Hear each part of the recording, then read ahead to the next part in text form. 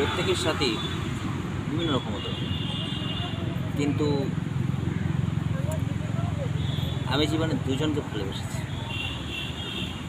৩৯টা মেয়ে আমাকে ধোঁকা দিয়েছিল, আর দুটো মেয়েকে আমার জীবনে সব থেকে ভালো সাথী মনে করেছি। পাগলের মতো ভালোবাসি তাকে, জাস্ট পাগলের মতো।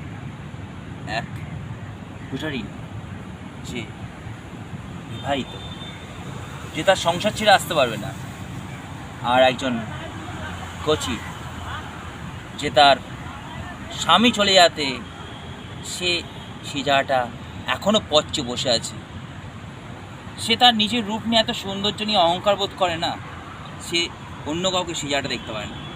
সে আসলে ভালোবাসা বোঝে না, তার কাছে ভালোবাসা কী, ভালোবাসা কেমন, সেটা কোনো ইম্পর্টেন্স থাকে না।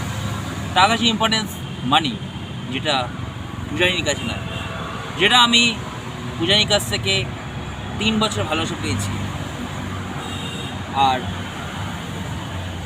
পূজারিনীকে সরিয়ে আমি 2 মাসের জন্য আমি কোচিকে সেই জায়গাটা দিয়ে